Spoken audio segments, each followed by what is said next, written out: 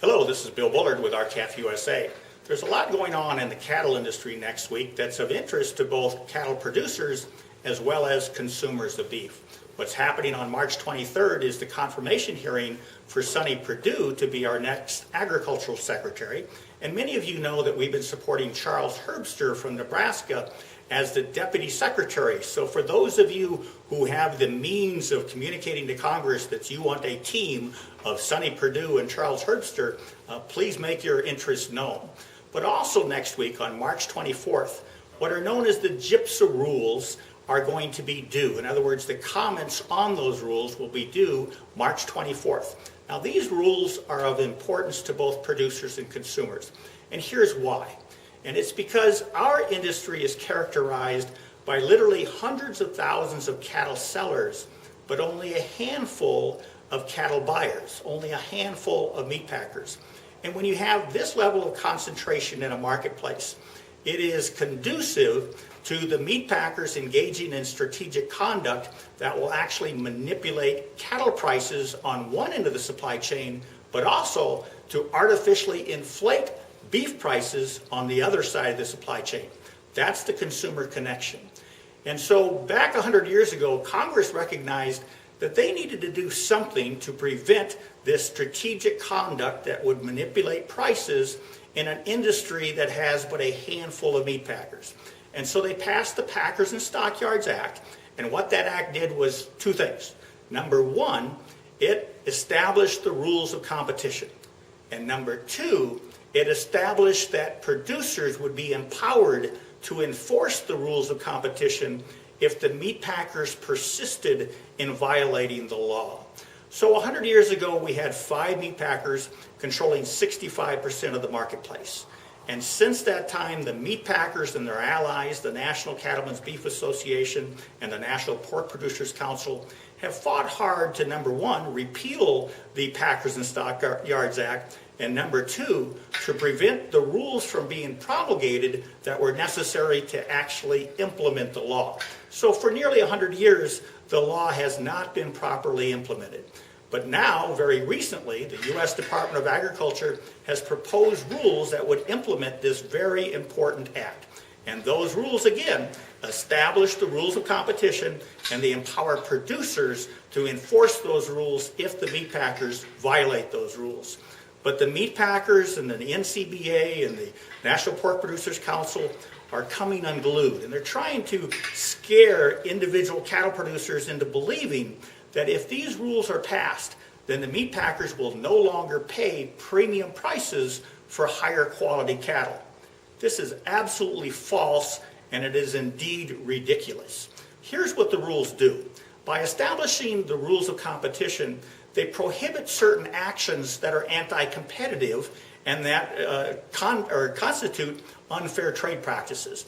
These include prohibitions against engaging in unfair, unjustly discriminatory, or deceptive practices, or engaging in providing undue or unreasonable preferences or advantages to some cattle feeders, but not to others. This is very important. And so the rules have been promulgated, established, for example, that if the meat packers retaliate against an individual producer, that would be considered an unlawful and unjustly discriminatory or deceptive act. And the rules also say that the individual cattle producer that has experienced harm because the meat packers have engaged in those unlawful activities and they have harmed the individual producer, then that individual producer can seek redress under the act by filing a lawsuit to stop the meat packers. Now this is important. That means the producer no longer has to wait upon the federal government to step in and actually enforce our Packers and Stockyards Act in order to preserve and protect competition.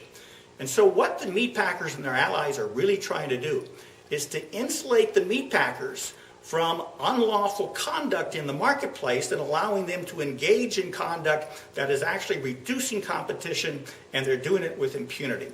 And what the meat packers want is they want to apply an antitrust standard to the Packers and Stockyards Act. The antitrust standard essentially says, under the Sherman Antitrust Law and the Clayton Act, essentially says that the meat packers cannot engage in antitrust activities that harm competition or injure competition.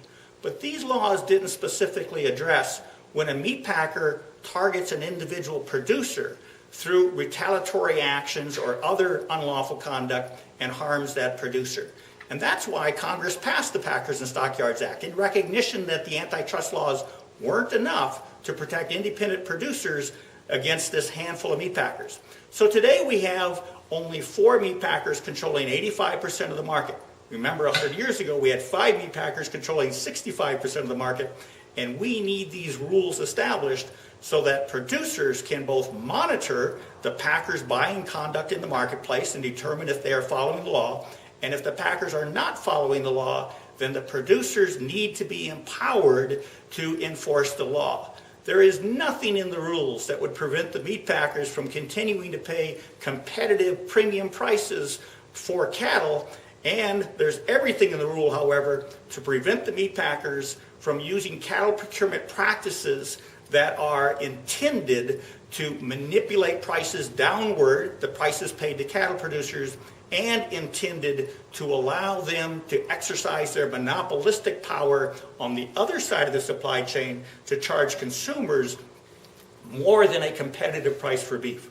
So these rules are extremely important, and we hope every producer and consumer will provide comments on these rules and encourage the U.S. Department of Agriculture to move forward and finalize rules that protect not only the marketplace competition in our industry, but protects independent family farmers and ranchers from unfair, deceptive, and retaliatory actions by the multinational meat packers in this industry. So with that, we hope you have a productive week. Thank you, and goodbye.